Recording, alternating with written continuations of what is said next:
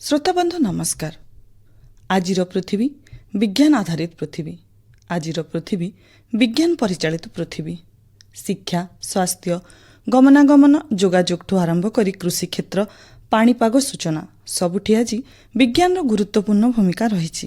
ସାଧାରଣ ଛୁଞ୍ଚିଟିଏ କି ସାର୍ଟର ବୋତାମଟିଏ ତିଆରି କରିବାଠୁ ଆରମ୍ଭ କରି ଭୟଙ୍କର ବିଧ୍ୱଂସକାରୀ କ୍ଷେପଣାସ୍ତ୍ର, ହଜାର ହଜାର ଫୁଟ ଉଚ୍ଚରେ ଉଡ଼ୁଥିବା ବିମାନ ପଛରେ ବି ବିଜ୍ଞାନ ହିଁ କାରଣ।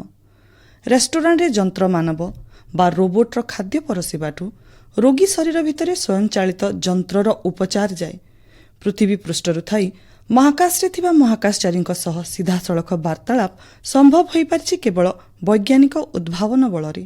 ଅଦ୍ଭୁତ, ଆଶ୍ଚର୍ଯ୍ୟ ଓ ଅବିଶ୍ୱସନୀୟ ସୃଷ୍ଟି ପାଇଁ ମଣିଷ ଜୀବଜଗତର ସବୁଠୁ ଶ୍ରେଷ୍ଠ ଜୀବ ଭାବେ ପାଇଥିବା ମାନ୍ୟତାକୁ ଆହୁରି ଦୃଢ଼ ଭାବେ ଉପସ୍ଥାପିତ କରିପାରିଛି। ବିଜ୍ଞାନ ବଳରେ ଅବାସ୍ତବ ପରିକଳ୍ପନା ବା ଭର୍ଚୁଆଲ ରିଆଲିଟି ଆଜିର ମଣିଷ ସାମ୍ନାରେ ଏକ ପରିକଳ୍ପିତ ବାସ୍ତବ ଦୁନିଆ ଠିଆ କରିଦେଉଛି, ଯାହାଫଳରେ ଶିକ୍ଷାଦାନଠୁ ଆରମ୍ଭ କରି ବଡ଼ ବଡ଼ ଜଟିଳ ମାନବୀୟ ସମସ୍ୟାର ସମାଧାନ କ୍ଷଣିକରେ ସମ୍ଭବ ହୋଇପାରୁଛି। କହିବାକୁ ଗଲେ ବିଜ୍ଞାନ ଆଜି ମଣିଷର ଆବଶ୍ୟକତା ଭାବେ ପରିଣତ ହୋଇଯାଇଛି। ଆଜିର ଦୁନିଆରେ ଯେଉଁ ଦେଶ ବିଜ୍ଞାନର ଯେତିକି ଅଧିକ ପ୍ରୟୋଗ କରିପାରିଛି, ବିଜ୍ଞାନକୁ ସଭ୍ୟତାର ବିକାଶ ଲାଗି ଯେତେ ଆପଣେଇ ପାରିଛି, ସେ ଦେଶ ସେତିକି ବିକଶିତ ହୋଇପାରିଛି। ବିଜ୍ଞାନ ଆଉ ପ୍ରଯୁକ୍ତି ବିଦ୍ୟାର ବ୍ୟାପକ ପ୍ରଚଳନ ଏବଂ ବ୍ୟବହାର ବିକାଶର ମୂଳ ଆଧାର ଭାବେ ବିବେଚନା କରାଯାଏ। ଦେଶର ସାମାଜିକ ଅର୍ଥନୈତିକ ଢାଞ୍ଚା ନିର୍ଣ୍ଣୟ କରିବାରେ ଏହା ଏକ ଗୁରୁତ୍ୱପୂର୍ଣ୍ଣ ଉପାଦାନ। ଏହି ମନ୍ତ୍ରକୁ ପାଥେୟ କରି ଭାରତ ସରକାର ଏବେ ବିଜ୍ଞାନ ଓ ପ୍ରଯୁକ୍ତି ବିଦ୍ୟା କ୍ଷେତ୍ରକୁ ଅଧିକ ଗୁରୁତ୍ୱ ଦେଉଛନ୍ତି। ଭବିଷ୍ୟତରେ ଭାରତକୁ ବିଜ୍ଞାନ ଓ ପ୍ରଯୁକ୍ତି ବିଦ୍ୟା କ୍ଷେତ୍ରରେ ବିଶ୍ୱର ଏକ ପ୍ରମୁଖ ରାଷ୍ଟ୍ର ଭାବେ ଛିଡ଼ା କରିବା ଲକ୍ଷ୍ୟରେ କେନ୍ଦ୍ର ସରକାର ଆଜି ଏ କ୍ଷେତ୍ରକୁ ବିସ୍ତାର କରିବାରେ ଲାଗିଛନ୍ତି।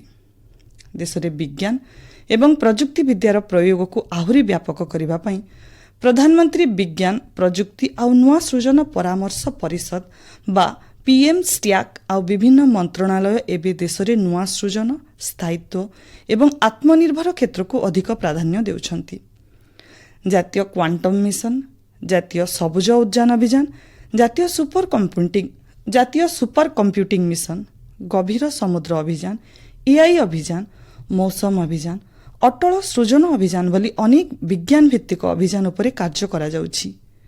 ଏହିସବୁ ଅଭିଯାନ ଦେଶରେ ଗବେଷଣା ଏବଂ ବିକାଶ ପରିଚାଳିତ ଅର୍ଥନୈତିକ ଅଭିବୃଦ୍ଧି କରିବା ସହ ସାମାଜିକ ଆହ୍ୱାନଗୁଡ଼ିକର ସମାଧାନ କରିବ। ଏହାସହ ଚନ୍ଦ୍ରଯାନ-3, ମଙ୍ଗଳଯାନ, ସେମିକଣ୍ଡକ୍ଟର ଅଭିଯାନ, mission for advancement in high impact areas ଭଳି ଅଭିଯାନ ଦେଶରେ ମହାକାଶ ଅଭିଯାନକୁ ବିଶ୍ୱସ୍ତରରେ ଶୀର୍ଷ ସ୍ଥାନରେ ପହଞ୍ଚାଇବ। ସରକାରଙ୍କ ଏହି ପଦକ୍ଷେପ ବ୍ରହ୍ମାଣ୍ଡ, ଜୀବନ ଏବଂ ଅସ୍ତିତ୍ୱର ମୌଳିକ ପ୍ରଶ୍ନର ଉତ୍ତର ଦେବା ସହ ଆଞ୍ଚଳିକ ପ୍ରାସଙ୍ଗିକତା ଏବଂ ବିଶ୍ୱସ୍ତରୀୟ ସମସ୍ୟାର ସମାଧାନ ମଧ୍ୟ କରିପାରିବ। ବିଜ୍ଞାନର ଗୁରୁତ୍ୱ ଏବଂ ଏହାର ବ୍ୟାପକ ପ୍ରୟୋଗ ବିଷୟରେ ଜନସଚେତନତା ସୃଷ୍ଟି କରିବା ଲକ୍ଷ୍ୟରେ ପ୍ରତିବର୍ଷ ଫେବୃଆରୀ 28 ତାରିଖ ଦିନ ଭାରତରେ ଜାତୀୟ ବିଜ୍ଞାନ ଦିବସ ଭାବେ ପାଳନ କରାଯାଏ। ପ୍ରତିବର୍ଷ ଭାରତରେ ଏହାକୁ ଏକ ପ୍ରମୁଖ ବିଜ୍ଞାନ ଉତ୍ସବ ଭାବେ ପାଳନ କରାଯାଏ। ଏହି ଦିନର ମହତ୍ତ୍ୱ ହେଲା, ଦେଶର ମହାନ ପଦାର୍ଥ ବିଜ୍ଞାନୀ ସାର୍ CV ରମଣ 1928 ମସିହା ଆଜିର ଦିନରେ ରଞ୍ଜନ ରଶ୍ମିର ଆବିଷ୍କାର କରିଥିଲେ, ଯାହାକୁ ରମଣ ଇଫେକ୍ଟ ବୋଲି ବି କୁହାଯାଏ। ଏହି ଆବିଷ୍କାର ପାଇଁ 1930 ମସିହାରେ ସାର୍ CV ରମଣଙ୍କୁ ପଦାର୍ଥ ବିଜ୍ଞାନରେ ନୋବେଲ ପୁରସ୍କାର ପ୍ରଦାନ କରାଯାଇଥିଲା। ମାନବ ସଭ୍ୟତା ପାଇଁ ତାଙ୍କର ଏହି ଆବିଷ୍କାରକୁ ସମ୍ମାନ ଜଣାଇବା ସହ ବିଜ୍ଞାନର ଗୁରୁତ୍ୱ ବିଷୟରେ ଲୋକଙ୍କ ମଧ୍ୟରେ ସଚେତନତା ସୃଷ୍ଟି କରିବା ଲକ୍ଷ୍ୟରେ 1986 ମସିହାଠାରୁ ଭାରତ ସରକାରଙ୍କ ପକ୍ଷରୁ ଜାତୀୟ ବିଜ୍ଞାନ ଦିବସ ପାଳନ କରାଯାଇ ଆସୁଛି। ବିଜ୍ଞାନ ଦିବସ ପାଳନ ଲାଗି national council for science and technology communication NCSTC ପକ୍ଷରୁ ପ୍ରସ୍ତାବ ଦିଆଯାଇଥିଲା, ଯାହାକୁ ଭାରତ ସରକାର ଗ୍ରହଣ କରିଥିଲେ। ଜାତୀୟ ବିଜ୍ଞାନ ଦିବସ ଅବସରରେ ପ୍ରତିବର୍ଷ ଗୋଟିଏ ଲେଖାଏଁ ବାର୍ତ୍ତା ସହ ଉକ୍ତ ବିଷୟବସ୍ତୁ ଉପରେ ପ୍ରାଧାନ୍ୟ ଦିଆଯାଇଥାଏ। ଏ ବର୍ଷ ଏହି ଦିବସର ବାର୍ତ୍ତା ରହିଛି ୱିମେନ୍ ଇନ୍ ସାଇନ୍ସ କାଟାଲାଇଜିଂ ବିକଶିତ ଭାରତ, ଅର୍ଥାତ୍ ବିଜ୍ଞାନ କ୍ଷେତ୍ରରେ ମହିଳାଙ୍କ ଭାଗିଦାର ବିକଶିତ ଭାରତକୁ ପ୍ରୋତ୍ସାହିତ କରିବା। ଦେଶରେ ବୈଜ୍ଞାନିକ ପ୍ରଗତିକୁ ଆଗେଇ ନେବା ଏବଂ ଏକ ବିକଶିତ ଭାରତ ଗଠନ ଦିଗରେ ମହିଳା ଗବେଷକ ଏବଂ ଉଦ୍ଭାବକଙ୍କ ଗୁରୁତ୍ୱପୂର୍ଣ୍ଣ ଭୂମିକାକୁ ଉଜ୍ଜ୍ୱଳ କରିବା ଲକ୍ଷ୍ୟରେ କେନ୍ଦ୍ର ବିଜ୍ଞାନ ଓ ପ୍ରଯୁକ୍ତି ବିଜ୍ଞାନ ବିଭାଗ ପକ୍ଷରୁ ଏହି ବିଷୟବସ୍ତୁକୁ ଚଳିତ ବର୍ଷ ବଛାଯାଇଛି। ए वर्ष विज्ञान दिवसर विज्ञान प्रजुक्ति विद्या इंजीनियरिंग एवं गणित अर्थात स्टेम क्षेत्र में महिला अवदान को उत्सव भाव पालन करने को अधिक प्राधान्य दि जाउछि। विज्ञान और प्रजुक्ति विद्या क्षेत्र में लिंगगत समानता एवं महिला सशक्तिकरण को प्रोत्साहन करने सह विकसित भारत लक्ष्य हासिल करने दिगर भारतर यात्रा को आहुरी त्वरान्वित करने एही दिवस पालनर आउ एक प्रमुख लक्ष्य रही बोली संबलपुर पदार्थ विज्ञान शिक्षयित्री आलेखिका पाणी कहिसंती। विज्ञानर अर्थ है विशेष ज्ञान।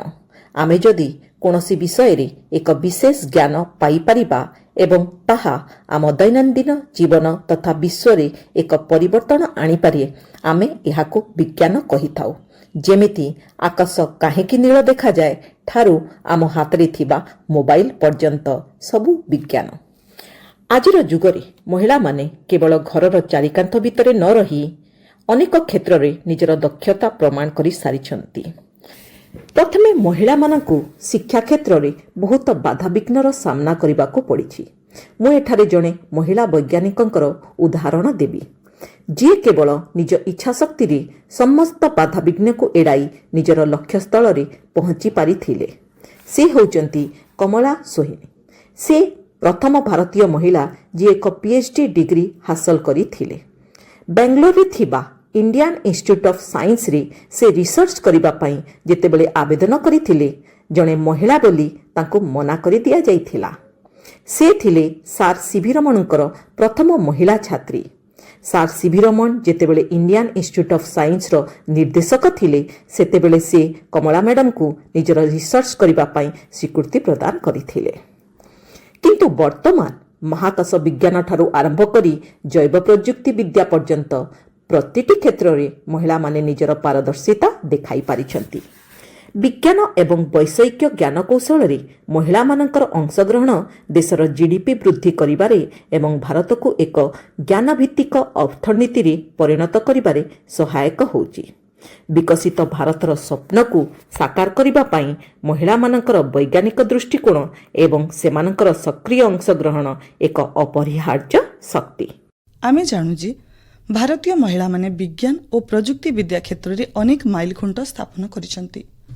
महाकाश गवेषणा जैव प्रजुक्ति विद्या एवं पदार्थ विज्ञान क्षेत्र में गोटे पर गोटे प्रतिबंधक को दूर करी एमाने आज भारतीय विज्ञान और गवेषणा जगत रे निजर ना स्वर्णिम अक्षर रे लिपिबद्ध करि पारिछंती। विज्ञान क्षेत्र में महिला अवदान कथा जितेबेले आमे आलोचना करू रॉकेट वुमेन ऑफ इंडिया बा भारतर रॉकेट महिला भावे परिचिता विशिष्ट महाकाश विज्ञानी ऋतु करिधाल कथा निश्चित भावे उठिब। ऋतु करिधाल भारतर मंगलयान एवं चंद्रयान 2 एवं 3 अभियान रे प्रमुख वैज्ञानिक भावे नेतृत्व नेथिले। सेहीपरि मिसाइल वुमेन ऑफ इंडिया बा भारतर मिसाइल महिला भावे जनाशुना विशिष्ट प्रतिरक्षा वैज्ञानिक टेसी थोमास अग्नि 4 एवं अग्नि 5 क्षेपणास्त्र प्रकल्प रे प्रमुख भूमिका नेथिले।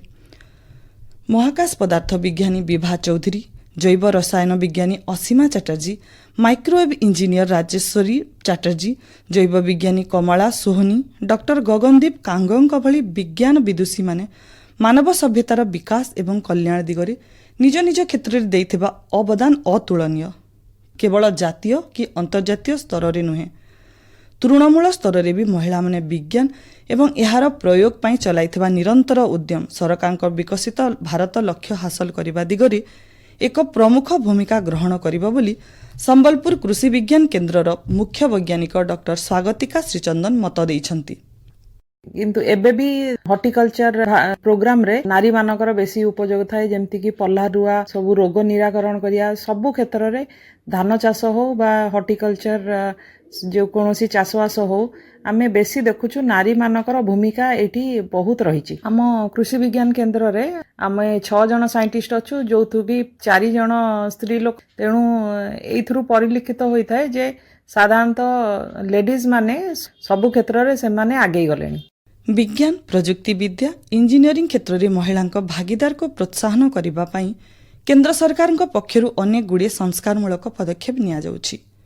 विज्ञान विदुषी वाइजर गति DTUPW वाइज किरण वाइज PhD योजना भली पदक्षेप विज्ञान और गवेषणा क्षेत्र में लिंगभेद दूर करने सह ମହିଳାଙ୍କୁ ଏ କ୍ଷେତ୍ରରେ କାମ କରିବା ପାଇଁ ପ୍ରୋତ୍ସାହିତ କରିଆସୁଛି। ସରକାରଙ୍କ ଏସବୁ ଉଦ୍ୟମ ବଳରେ ଆଜି ମହିଳାମାନେ ସବୁ କ୍ଷେତ୍ରରେ ନିଜର ପରାକାଷ୍ଠା ପ୍ରଦର୍ଶନ କରିପାରିଛନ୍ତି। ଆଗକୁ ମଧ୍ୟ ଏ ପ୍ରକ୍ରିୟା ଜାରି ରହିବା ସହ ସରକାରଙ୍କ ବିକଶିତ ଭାରତ ଲକ୍ଷ୍ୟ ହାସଲ କରିବା ଦିଗରେ ମହିଳାମାନେ ପ୍ରମୁଖ ଭୂମିକା ଗ୍ରହଣ କରିବେ, ଏଥିରେ କିଛି ଦ୍ୱିମତ ନାହିଁ। ଆକାଶବାଣୀ ସମ୍ବଲପୁର ସମ୍ବାଦ ବିଭାଗ ପକ୍ଷରୁ ବିସ୍ମିତା ପ୍ରଧାନ।